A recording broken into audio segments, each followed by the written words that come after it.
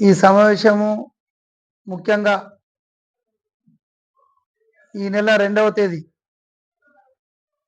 సాయంత్రం మా రాష్ట్ర కాంగ్రెస్ ఇన్ఛార్జ్ మీనాక్షి నటరాజన్ గారు, అదేవిధంగా పిసిసి అధ్యక్షులు మహేష్ కుమార్ గౌడ్ గారు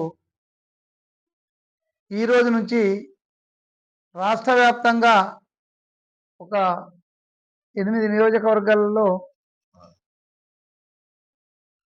పాదయాత్ర కార్యక్రమానికి శ్రీకారం చుట్టారు. అందులో భాగంగా శనివారం రోజు మన జిల్లాకు ఆ పాదయాత్రకు సంబంధించిన కార్యక్రమం ప్రారంభమవుతుంది. అది ముఖ్యంగా ఆర్మూర్ నియోజకవర్గంలో ఆలూరు నుండి గగ్గుపల్లి, ఇసాపల్లి మీదుగా పాత బస్టాండ్ వరకు సుమారు 10 కిలోమీటర్ల పాదయాత్ర కొనసాగుతుంది.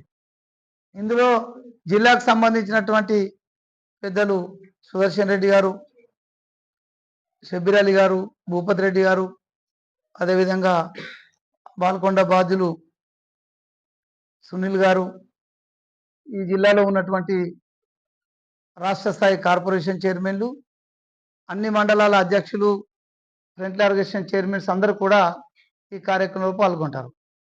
ఈ కార్యక్రమంలో ప్రధాన ఉద్దేశం ఏంటంటే జై బాపు, జై భీమ్, జై సంవిధానంలో భాగంగా గతంలో మేము గ్రామాన చేసినటువంటి కార్యక్రమానికి కొనసాగింపుగా, అదేవిధంగా 18 నెలల కాలంలో కాంగ్రెస్ పార్టీ అందిస్తున్నటువంటి సంక్షేమ ఫలాలలో మరింత ఇంకా మెరుగుపరుచుకోవాలంటే ఇంకా మేము ఏం చేయాలనే విషయాలను ప్రజలతో తెలుసుకోవడానికి, అదేవిధంగా ఈ దేశంలో మోడీ ప్రభుత్వం చేస్తున్నటువంటి సంవిధానానికి సంబంధించినటువంటి, రాజ్యాంగం సంబంధించిన విధ్వంసాన్ని అరికట్టడానికి ఏఐసిసి ఇచ్చినటువంటి పిలుపులో భాగంగా ఈ కార్యక్రమాలు కొనసాగుతున్నాయి.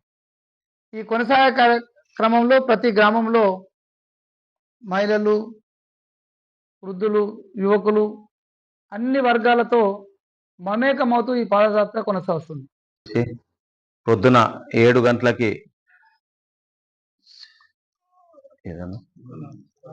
శ్రమదానంలో భాగంగా గోల్ బంగ్లా నుంచి కింద నెహ్రూ విగ్రహం వరకు, అదే రకంగా అక్కడ ఉన్న టెంపుల్స్ వరకు వెళ్ళి శ్రమదాన కార్యక్రమంలో 2 గంటల సేపు పాల్గొని, దాని తర్వాత బ్రేక్ఫాస్ట్ చేసినాక అరుగుల్లోని పివిఆర్ యమునా ఫంక్షన్ హాల్లో నిజామాబాద్ ఉమ్మడి జిల్లాకు సంబంధించిన ముఖ్య నాయకుల సమావేశంలో పాల్గొనడం జరుగుతుంది. కనుక పెద్ద మొత్తంలో ఆర్మూర్ నియోజకవర్గమే కాకుండా చుట్టుపక్కల ఉన్న నియోజకవర్గాల నుంచి కూడా పెద్ద మొత్తంలో పాల్గొని ఈ యొక్క పాదయాత్రని విజయవంతం చేయాల్సిందిగా ప్రతి ఒక్క కాంగ్రెస్ కుటుంబ సభ్యులనే కాకుండా అన్ని కుల సంఘాలని కూడా కోరడం జరుగుతుంది.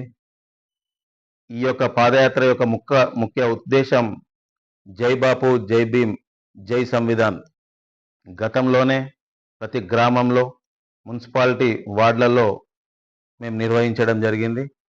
ఇందులో భాగంగా రాష్ట్రంలో 6 నియోజకవర్గాల్లో ఈ యొక్క కార్యక్రమాన్ని మొదటి దఫాగా ఈ రోజు నుంచే ప్రారంభించడం జరిగింది.